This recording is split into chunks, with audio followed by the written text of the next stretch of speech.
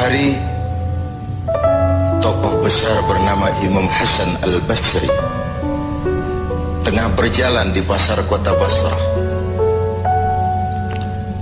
Datang seseorang lalu bertanya kepada beliau, "Ya Aba Ishaq," wahai Abu Ishaq, panggilan buat Imam Hasan Al-Basri.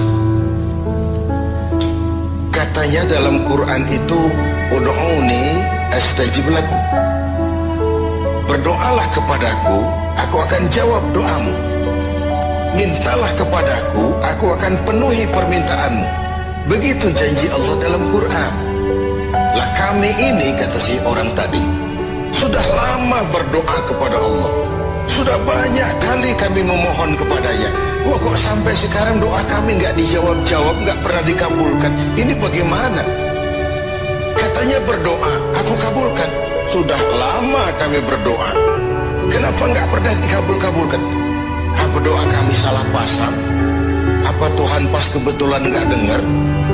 Atau bagaimana ini?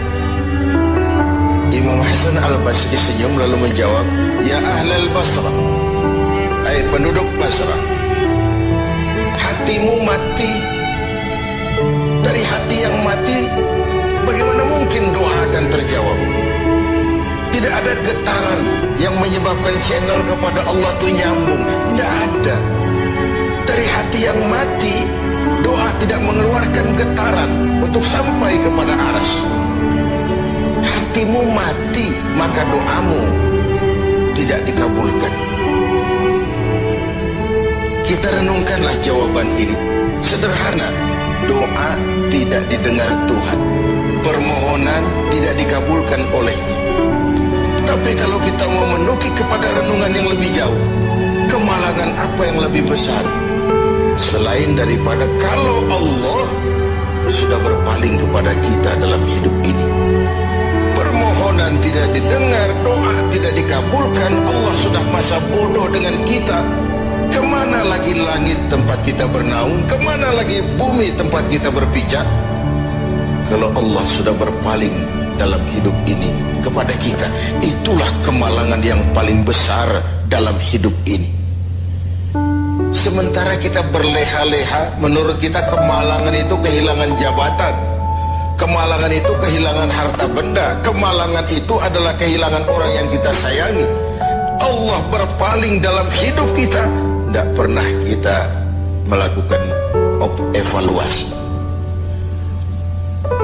Nah, apa yang menyebabkan hati itu jadi mati sehingga tidak ada getaran yang nyambung ke aras, yang mengakibatkan Tuhan berpaling dari kita, doa tidak lagi didengar, permohonan tidak lagi dikabulkan? Ada beberapa hal yang menyebabkan hati jadi mati sehingga doa tidak terangkat. Imam Hasan Al-Basri menjelaskan beberapa faktor yang menyebabkan hati menjadi mati. Tidak ada lagi getaran yang mengantarkan doa ke aras sehingga Tuhan pun berpaling. Yang pertama, kata beliau, "Araftumullaha wa lam tu'tuhu haqqah." Kamu kenal Allah, tapi haknya untuk disembah, kewajibanmu untuk menyembah, tidak pernah kamu laksanakan. Bagaimana hati tidak jadi mati? Kenal. Siapa pencipta alam semesta? Allah. Siapa pencipta lautan, gunung, sungai? Allah. Siapa pencipta langit dan bumi? Allah. Siapa pengatur segala-galanya? Allah. Sholat apa tidak? Tergantung kebutuhan. Kamu kenal Allah, tapi haknya untuk disembah, kewajibanmu untuk menyembah, tidak pernah kamu laksanakan. Bukankah simpel bahwa Fatihah saja mengajarkan iyyaka na'budu wa iyyaka nasta'in? Hanya kepadamu kami menyembah dan hanya kepadamu kami mohon pertolongan. Tertibul kalimat, na'budu dulu baru nasta'in. Kalau na'budu terlaksana, nasta'innya pasti top chair. Hanya kepadamu kami menyembah, hanya kepadamu kami mohon pertolongan. Kalau ibadah beres, pertolongan pasti datang. doa didengar, permohonan dikabulkan, munajat pun diterima. Kenapa? Nak budunya beres, maka nasta'innya nikmat. Tidak diajarkan kita iyyaka nasta'in wa iyyaka na'budu, tapi na'budu dulu, baru kemudian nasta'in. Kalau hati tidak mau mati, janganlah pengenalan kita kepada Allah tidak diiringi dengan pendekatan kita kepadanya. Bagaimana cara mendekat kepada Allah? Logika saja. Mau dekat dengan presiden, ikuti peraturan yang dibuat oleh protokolernya presiden. Mau dekat dengan gubernur, ikuti peraturan yang disusun oleh protokolnya gubernur.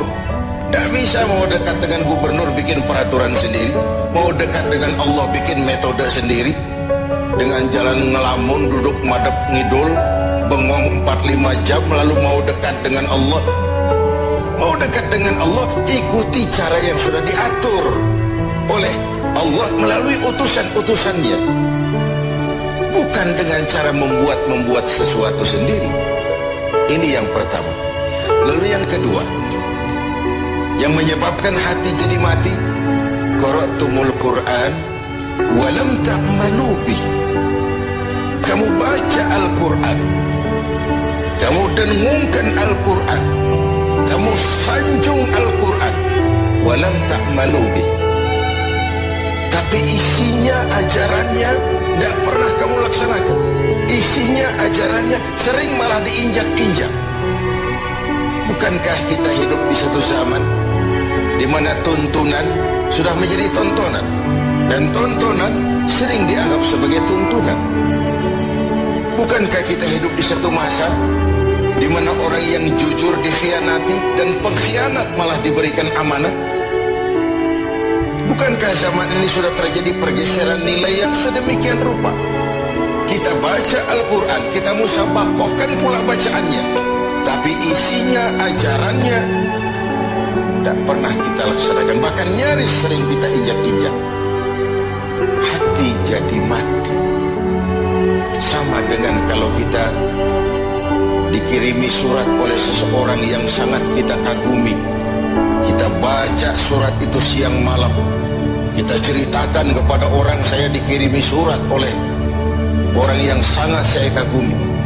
Tapi perintah yang ada dalam surat itu tidak pernah kita laksanakan. Saya percaya betul yang kirim surat mesti marah.